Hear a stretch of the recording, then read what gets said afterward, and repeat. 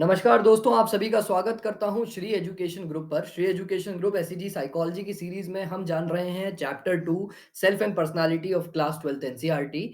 और इसके last video में हमने जाना था स्टेजेस ऑफ पर्सनालिटी डेवलपमेंट, जो कि थी हमारी सिगमंड फ्रॉइड के अकॉर्डिंग। तो आज के इस पर्टिकुलर वीडियो में हम जानने वाले हैं बेसिकली पोस्ट फ्रॉइडियन अप्रोचेस के बारे में। पोस्ट फ्रॉइडियन अप्रोचेस का तात्पर्य यह है कि फ्रॉइड के बाद कौन कौन से लोग आए और उन्होंने क्या काम किया। बेसिकली फ्रॉइड के बाद जो साइकोलॉजिस्ट आए उनके कामों को आज हम जानने वाले हैं, और स्पेसिफिकली हम लोग आज जानेंगे कार्ल यूंग और कैरन हॉर्नी के बारे में। यहाँ पर लिखा है कार्ल यूंग और यहाँ पर लिखा है कैरन हॉर्नी के बारे में। तो आइए अब हम पोस्ट फ्रॉइडियन अप्रोचेस को समझने की कोशिश करते हैं। तो बेसिकली हम इस बात को समझने की कोशिश करेंगे तो हम ये जानेंगे कि जो फ्रॉइड था, वो फ्रॉइड बेसिकली फोकस था इड के ऊपर। इड मतलब इंस्टिंक्चुअल एनर्जी के ऊपर उसकी पूरी थ्योरी फोकस थी। लेकिन जब पोस्ट फ्रॉइडियन अप्रोचेस को जानने की बात हम करेंगे तो उसमें हम जानेंगे कि जो पोस्ट फ्रॉइडियन वाले लोग थे, मतलब कैरन हॉर्नी और कार्ल यूंग, उन्होंने ईगो के एक्सपेंशन को पूरा बढ़ावा दिया। मतलब expansion of the concept of the ego was given the more priority and the id was given the less priority. मैंने जैसा कि आपको बताया, इड होता है इंसान की इंस्टिंक्चुअल एनर्जी, जो कि उसको किसी भी काम को करने के लिए तुरंत प्रोत्साहित करती है। तो आइए जानते हैं कार्ल यूंग के बारे में। कार्ल यूंग के बारे में अगर हम जानें तो कार्ल यूंग का जो भी वर्क था वो बेसिकली फोकस था एम्स और एस्पायरेशंस के ऊपर। देखिए अब यहाँ पर समझने की कोशिश करेंगे तो आप देखेंगे कि Carl Jung saw that the human being guide as much by aim and aspiration as by sex and aggression। तो इसके पहले वाले जो साइकोलॉजिस्ट थे जिनका नाम था सिगमंड फ्रॉइड, वो बोलते थे कि पूरी की पूरी सेक्सुअल एनर्जी से इंसान गाइड होता है, सेक्सुअल एनर्जी से इंसान चलता है। मगर रियलिटी में कार्ल यूंग ने जाना, रियलिटी में ऐसा होता नहीं है। कार्ल यूंग ने उस थ्योरी को डिराई किया और उन्होंने बोला कि इंसान का जो एम होता है, इंसान का जो एस्पायरेशन होता है, इंसान के लक्ष्य जो होता है जीवन में, वह उसको गाइड करता है, वह उसको आगे लेकर जाता है। ठीक है? तो इसके बाद हम लोग जानेंगे कि कार्ल यूंग ने कौन सी थ्योरी का डेवलपमेंट किया। कार्ल यूंग की जो मेजर थ्योरी थी, उस थ्योरी का नाम था analytical theory of psychology. Analytical psychology के नाम से पूरी की पूरी एक थ्योरी बनाई, जिसमें उन्होंने अपने पूरे के पूरे काम को दर्शाया। आइए अब समझने की कोशिश करते हैं कि एनालिटिकल साइकोलॉजी आखिर होता क्या है, एनालिटिकल साइकोलॉजी आखिर है क्या। देखिए एनालिटिकल साइकोलॉजी में क्या किया जाता था। Basic assumption of his theory is that personality consists of the competing forces and structure within their individual that must be balanced rather than between the individual and the demand of the society or between the individual and the reality।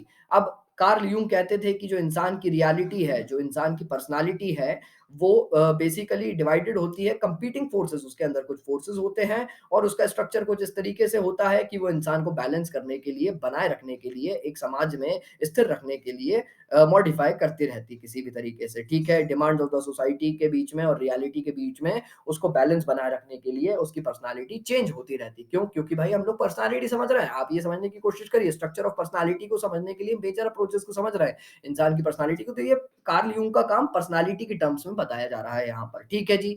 अब Karl Jung कहते थे कि इंसान के अंदर एक major portion होता है जिसको कहते हैं हम कलेक्टिव अनकॉन्शियस। कलेक्टिव अनकॉन्शियस के अंदर आर्कीटाइप्स रहते हैं। अब कलेक्टिव अनकॉन्शियस को समझने की कोशिश करेंगे। कलेक्टिव अनकॉन्शियस क्या होता है? आप जिस समाज में रहते हैं वहां की एक कॉन्शियसनेस है, वहां की एक चेतना है, उस हिसाब से आप अपने आप को मॉडिफाई करते हैं, उस हिसाब से आप अपने आप को, पर्सनालिटी को बेसिकली सेट करते हैं उस समाज में रहने के लिए, उस समाज के बीच में सोशलाइज करने के लिए और उस समाज में ग्रो करने के लिए। फॉर एग्जाम्पल, अगर आप एक योगिक कल्चर से आते हैं या योगी फैमिली से आते हैं, या फिर आप आते हैं एक आश्रम की व्यवस्था से, तो आश्रम की व्यवस्था में क्या होगा? आश्रम की व्यवस्था में दिन रात का उठने का टाइम, सोने का टाइम, उनका खाने का टाइम, उनका कल्चर, ये पूरा का पूरा एक फिक्स रहेगा। तो ये बेसिकली एक कलेक्टिव अनकॉन्शियस में जाके फिक्स हो जाता है इंसान के माइंड में, अनकॉन्शियस माइंड में, कलेक्टिव अनकॉन्शियस में जाके फिट हो जाता है।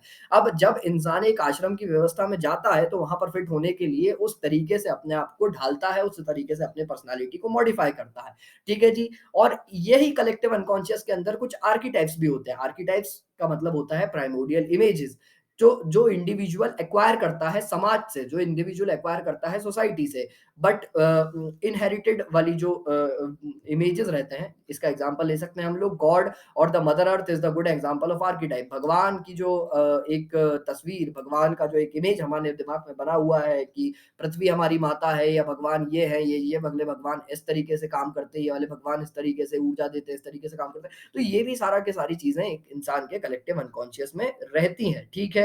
तो बेसिकली कार्ल यूंग का जो वर्क था, उनका पूरा का पूरा फोकस था self strive for unity and oneness के ऊपर। मतलब वह कहना चाहते थे कि इंसान सेक्सुअल एनर्जी और सेक्स से ऊपर उठ के भी कुछ चीज होती है जिसका नाम रहता है आत्मा का परमात्मा से मिलन। बेसिकली आत्मा मतलब सेल्फ, और परमात्मा से मिलन मतलब उसका यूनिटी और वननेस में रहना। बेसिकली इस काम को उन्होंने बढ़ावा दिया था, ठीक है जी। अब अपन लोग कार्ल यूंग के और अंदर गहराई में अगर चलने की कोशिश करें, तो उन्होंने बताया था फॉर अचीविंग द यूनिटी, देखिए यहाँ पर ध्यान दीजिए आप, for achieving unity and wholeness a person must become increasingly aware of the wisdom available in unconscious and must learn to live in harmony with it. अगर इंसान को अपनी यूनिटी में जाना है, अपनी होलनेस में जाना है, अपनी संपूर्णता को जानना है, तो उसे अपने बारे में अवेयर होना बहुत जरूरी है, उसे अपने सराउंडिंग के बारे में अवेयर होना बहुत जरूरी है, उसे अपनी नीड्स, उसे अपने लाइक्स, उसे अपने डिसलाइक्स के बारे में अवेयर होना बहुत ज़्यादा ज़रूरी है। तभी वो अपने होलनेस तक पहुँच पाएगा, तभी वो अपनी संपूर्णता में पहुँच पाएगा। फॉर एग्ज़ाम्पल,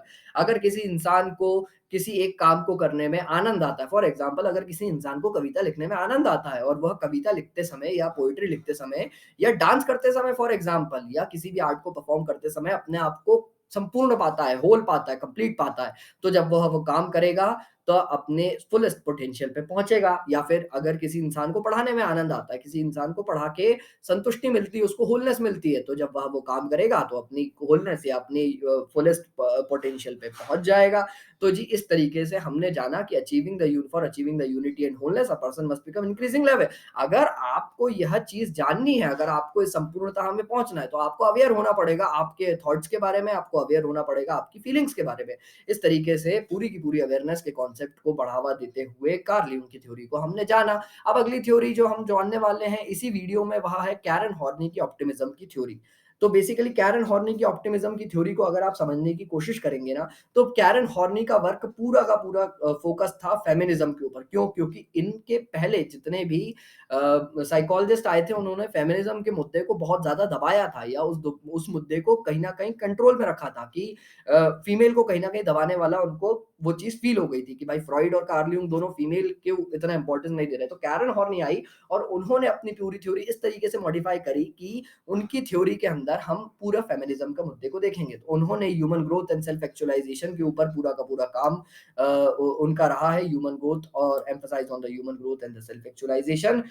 फिर उन्होंने challenges of the Freud treatment for the women as inferior, उन्होंने जब उन्होंने देखा कि फ्रॉइड का जो ट्रीटमेंट है वो फीमेल्स को इंफीरियरली ट्रीट कर रहे हैं, तो उन्होंने एक पूरी थ्योरी बनाई, जैसा मैंने आपको पिछले पॉइंट में बता ही चुका हूँ।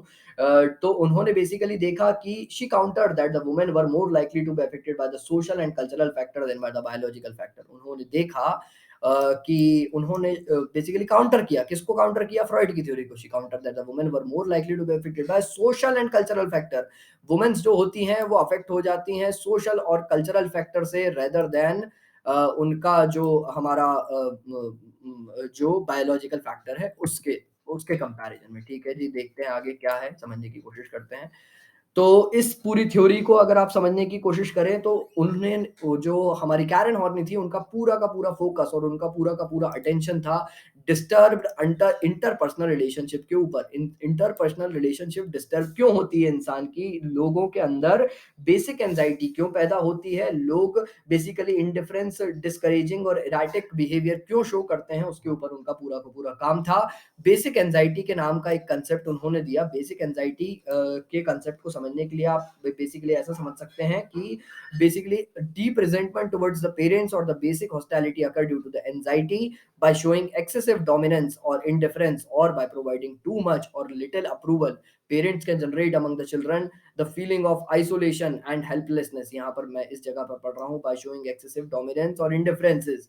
अगर पेरेंट्स अपने बच्चों को एक्सेसिव डोमिनेंस दिखाएंगे बचपन में, डोमिनेंस मतलब उनके ऊपर हावी हो जाएंगे, उनको कोई भी काम करने के लिए फोर्स करेंगे, एक्सेसिव डोमिनेंस और इंडिफरेंसेस, और by providing too little approval, और या फिर उनको कोई लिटिल अप्रूवल, बहुत लिटिल अप्रूवल दिया जाए, कोई भी काम करने के लिए आजादी बहुत कम दी जाए, parent can generate among the children the feeling of isolation and helplessness. इस तरीके के बच्चों के अंदर किस तरीके की फीलिंग जागृत होती है? इस तरीके के बच्चों के अंदर feeling of isolation and helplessness जागृत हो जाती है। मतलब बेसिकली पेरेंट्स जो हैं अपने बच्चों के अंदर अकेलापन पैदा कर देते हैं, और हेल्पलेसनेस, ऐसे बच्चे बड़े होकर बोलते हैं कि यार मैं जीवन में कुछ कर भी पाऊंगा कि नहीं कर पाऊंगा। ऐसे बच्चे बेसिकली बड़े होते हैं, जब एडल्टहुड में जाते हैं तो अपने आप को आइसोलेशन में रखने की कोशिश कर देते हैं, अकेलापन और लोनलीनेस की तरफ जाने लग जाते हैं और लाचार और कमजोर बन जाते हैं। तो बेसिकली यह सारा जो कॉन्सेप्ट है बेसिकली उन कैरन हॉर्नी की थ्योरी में बताया गया है। तो यह थी कैरन हॉर्नी की ऑप्टिमिज्म की theory of analysing a personality. अब इसके बाद अगले वीडियो में हम लोग बात करेंगे Alfred Adler lifestyle and social interest के बारे में, और हम बात करेंगे एरिक फ्रॉम की ह्यूमन कंसर्न की थ्योरी के बारे में। तो अगर आपको ये वीडियो अच्छे लग रहे हैं और अगर आपको मेरा पढ़ाने का स्टाइल अच्छा लग रहा है तो please do like share and subscribe. आपके आपके अगर कोई डाउट है तो प्लीज उसको कमेंट सेक्शन में पूछें।